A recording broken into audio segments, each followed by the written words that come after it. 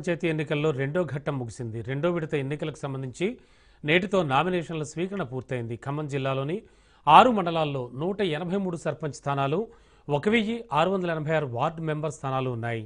6 మండలాల పరిధిలో అభ్యర్థుల నుంచి నామినేషన్లు ఆయా పార్టీలు పోటాపోటీగా దాఖలు చేశాయి. ఇక రెండో విడతలో డిసెంబర్ 14న ఎన్నికలు జరుగుతాయి. చివరి రోజు కావడంతో ఆయా చోట్ల నామినేషన్లు వేయడానికి అభ్యర్థులు భారీగా తరలివచ్చారు. ఇక రెండవ దశ నామినేషన్ల స్వీకరణకు సంబంధించి ఖమ్మం నుంచి మరింత సమాచారం మా ప్రతినిధి ఉపేందర్ అందిస్తారు. పంచాయతీ ఎన్నికలకైతే ఇప్పటికే మొదటి దశ నామినేషన్ల ప్రక్రియ పూర్తి కాగా ఇటు రెండో దశ నామినేషన్ల ప్రక్రియ కూడా ఈ రోజు సాయంత్రం 5 గంటలతో కూడా పూర్తి అయ్యే అవకాశం అయితే స్పష్టంగా కనిపిస్తుంది. ఇక ఖమ్మం జిల్లా వ్యాప్తంగా దాదాపుగా ఇప్పటికే రెండో దశ నామినేషన్లు దాదాపుగా 183 గ్రామ పంచాయతీలకు, అదేవిధంగా 1686 వార్డులకు కూడా ఇప్పటికే నామినేషన్లు అయితే స్వీకరణ అయితే కొనసాగుతుంది. మరికొన్ని నిమిషాల్లో కూడా ఆ ప్రక్రియ కూడా ముగిసిపోనున్న పరిస్థితి అయితే ప్రధానంగా కనిపిస్తుంది. ఇక రేపు నామినేషన్ల పరిశీలన, అదేవిధంగా 3వ తారీఖును అటు నామినేషన్ల తిరస్కరణ కార్యక్రమం కూడా ఉంటుందని చెప్తున్నారు. దీనికి సంబంధించి ఇప్పటికే డిసెంబర్ 14వ తారీఖు అటు ఎన్నికలు కూడా కొనసాగుతున్నాయని చెప్పేసి, అదే రోజు మధ్యాహ్నం నుంచి కూడా ఫలితాలు వెల్లడిస్తాయని చెప్పేసి అధికారులు చెప్తున్న నేపథ్యంలో అదిగా కూడా ఇప్పటికే యంత్రాంగం కూడా ముందుకైతే సాగుతుంది.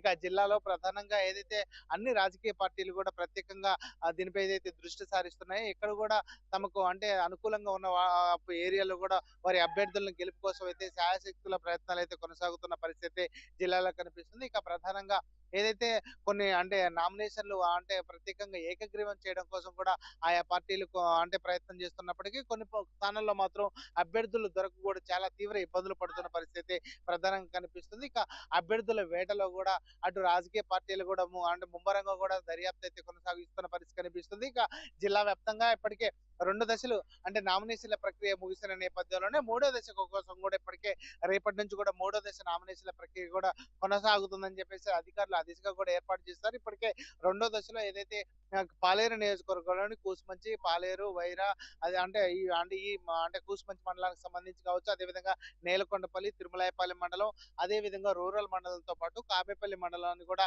ఈ అంటే 2వ దశ నామినేషన్ల స్వీకరణకైతే ఏర్పాట్లు చేశారు. ఆ దిశగా కూడా ఇప్పటికే అంటే అన్ని గ్రామ పంచాయతీల నుంచి కూడా నామినేషన్ల స్వీకరణ కూడా కొనసాగుతుంది. కొన్ని గ్రామ పంచాయతీలు ఇప్పటికే ఏకగ్రీవాలు కూడా కొనసాగుతున్న పరిస్థితి కనిపిస్తుంది.